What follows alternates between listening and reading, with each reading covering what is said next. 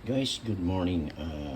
Welcome back tayo sa kusina ni Meryl. This time, medyo nagkikrave tayo ng magkahigop na isang mainit na sabaw, but bawal na sa atin ng red meat. So, I prefer to get a pork instant. So, magluluto ako ng pork bulalo. At nakita ko itong sa supermarket sa John's. Mukhang pwede itong ibulalo ito. Is bulalo style. Ganun gagawin natin. So ito guys, pakita ko sa inyo itong fork na binili natin. Tamang-tama lang para sa atin lang guys. Maliit lang ito. Hindi kalakihan, hindi naman kaliitan. So tamang-tama lang sa akin.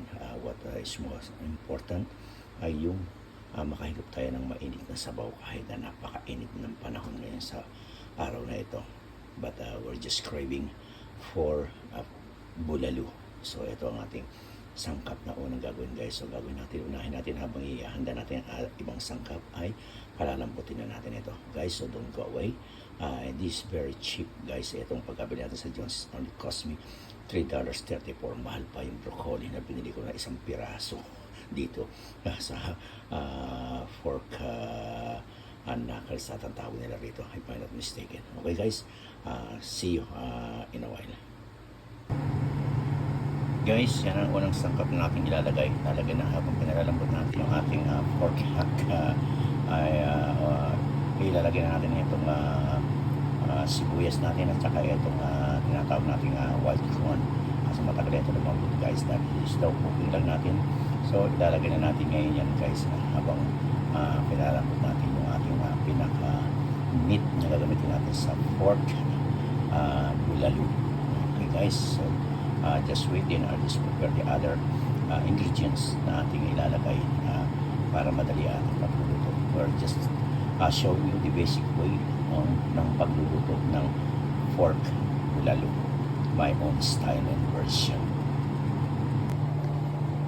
So guys, ito lang ating sangkap na mailalagay dito sa ating pork bulalo.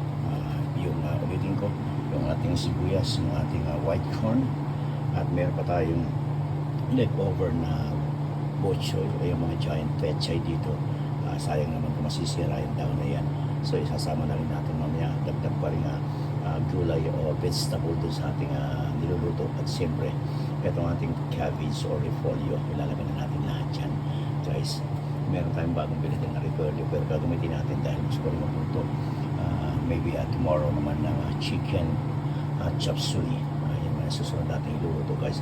Meanwhile, ito muna gusto natin dahil gusto ko talagang nagkikrave ako na makahigop ng mainit na sabaw ngayong araw na ito. And I decided it's either nilaga o bulalo. But I choose this bulalo dahil nakakita tayo ng pork hack. Ang tawag pala nila ron doon sa may sa party nyo ng pork. We just use pork instead of beef dahil medyo umiwas tayo sa red meat guys. Alam niyo naman pagka medyo over 30 na hindi na tayo gaano nagkakain ng mga red meat dahil grabe ang sebo niyan. Alam niyo na mahirap na tayo ay magkaroon ng gout. Kaya guys, yan muna gawin natin ng pork. So ito ang ating mga simple ingredient na ilalagay natin dito sa ating pork bulalo. Okay guys, don't go away at nag-umpisa na tayo magluto. Okay guys, ayun gaya ng sabi ko ay nilagay na natin yung ating sibuyas at saka yung ating white corn para lumambot na siya. Sama na natin ito sa ating pinalalambot na pork hack. Medyo matagal ang pagpapalambot nito. At the same time, para sumama na yung pinakalasa niya doon sa pinakasabaw ng ating pork bulalo. So ayan guys, siyempre ang susunod dito ay yung dalawang gulay ng ating natira. Yan na may ilagay natin yung ating repolyo at saka itong ating bok choy. So everything go as plan. Ika nga yan, pagluluto natin ng pork bulalo guys. Ayan, maghintay lang tayo ng another 5 minutes the most or maybe a little bit longer para lang makita natin kung malambot na rin yung ating white corn. At the same time, check na rin natin yung ating pork hack kung pwede na talagang ilagay natin itong ating other ingredients dahil walang naman ito parang pinakuluan nilaga lang ang isa lamang pagluluto na ito. Napakadali. Once na napalambot mo na yung pinaka meat, ang mga gulay naman niya ay napakadali namang iluto except for this corn, white corn. So guys, don't go away and I'll be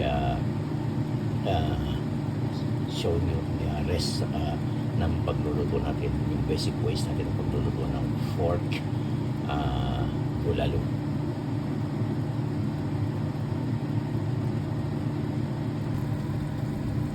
Guys, ayan, imbis na lagyan natin ng paminta, I prefer na lagyan ko na siya ng serrano sili. Guys, same din ang kono.